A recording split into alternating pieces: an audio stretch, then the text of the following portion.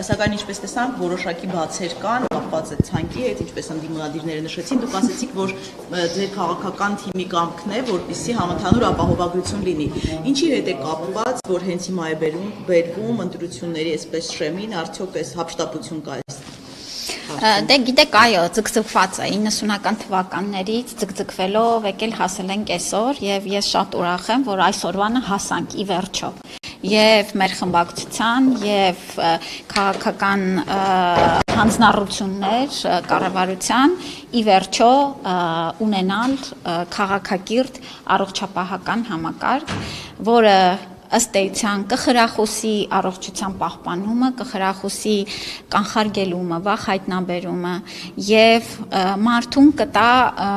կանխատեսելիություն եւ ֆինանսական բեռի թեթևացում։ Մենք այսօր քննարկումները եւս ցույց տվեցին եւ падգամավորների կողմից բազմիցս նշվեց, թե ինչքան սպասված է այս նախագիծը մեր քաղաքացիների կողմից։ Այո, առողջությանը վերաբերող հարցերը բոլորին են վերաբերում եւ հենց այս առումով ես չեմ խորշում եւս մեկ անգամ կրկնելու, որ սա պատմական քայլ է եւ մենք պիտի անենք հնարավորինս, որպեսզի մեր քաղաքացիները գոհ մնան մեր երկրում տեղի ունեցած փոփոխություններից։ Գիտեք, ինչ որ բաց էր,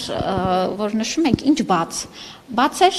ես նշեցի իմ խոսքում բազմաթիվ անգամ, որ ենթահորեզրական փաթեթները մշակված են, նախագծերը առկա են, դրանք օրենքների հետ ներկայացնելու պրակտիկա չկա այդպիսին, եւ ըստ էության, եթե падգամավորները ցանկություն ունեին ծանոթանալու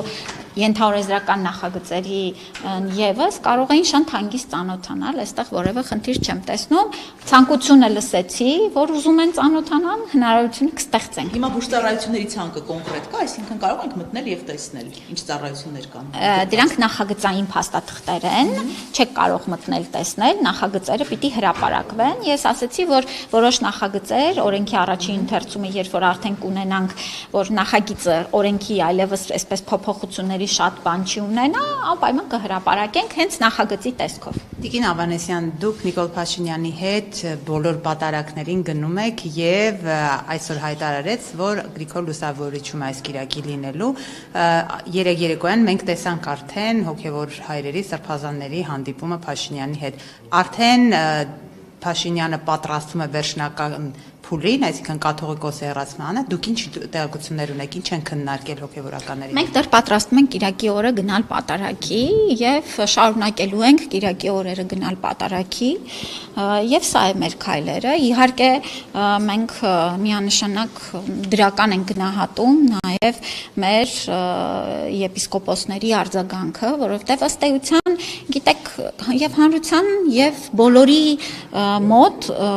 անհասկացողության եւ ինչ ասեմ, անազնվության եւ սրբապղծության այդ նստվածքը չի կարող վերանալ, մինչեւ որ հստակ դրան արձագանք ու պատասխան չլինի։ Եվ եկեղեցու հիմքերը խարխլող նման արատավոր երևույթներն են, որ վնասում են եկեղեցուն։ Բայց տեսեք, այնտեղ կային հոգեվորականներ, որոնց հետ կապված եւս քիչ չեն տեղեկությունները մամուլում, եւ բիզնես գործունեության հետ կապված, եւ կուսակրոնությունը խախտելու հետ կապված, ստացվում է Փաշինյանը մի մեղք գործած, ինչպես ինքն է ասում, կուսակրոնությունը խախտածով, մյուսին է փորձում հեռացնել եկեղեցուն։ Գիտեք, նաեւ ուզում եմ ասել, որ հանրային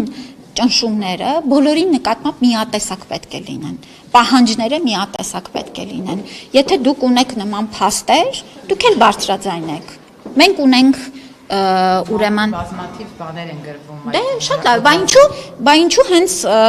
ուրեմն Կտրիչ Ներսյանից չեք պահանջում, որ նույն ձեր նշած անձանց հետ կապված որևէ կարգապահական գործողություն սկսվի, ինչու չենք պահանջում։ Իհարկե պահանջում ենք։ Այստեղ որևէ տարբերակում չի կարող լինել։ Եթե մարդը խախտում է եկեղեցու կանոնները, ուրեմն պիտի դրան արձագանք լինի, անկախ նրանից ով է դա։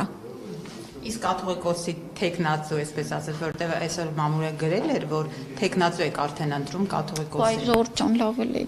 Անգամ հարց չեմ համարում պատասխանելու։ Փուլը երբ է մոտենալու։ Ժամկետեր նշել Նիկոլ Փաշինյան օրինակ Էջմիածին։ Որևէ ժամկետ չի նշել վարչապետը։ վարչապետը։ Հավաքի հետ կապված ժամկետներ են։ Որևէ ժամկետ չի նշել եւ գիտեք սա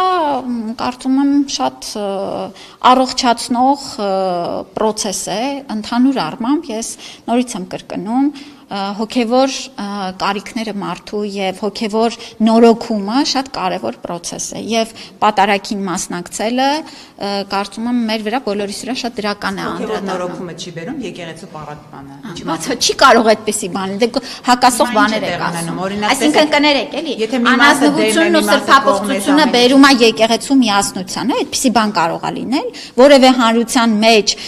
կանոնների խախտումը բերում է միասնության, իսկ բանը հարցերի բարձրացումը բերում է պարակտության, խնդիրները չվերհանելն է բերում անկման, երբ որ մենք չենք անդրադառնում իրականությանը, սա է խնդիրը մեր երկրում։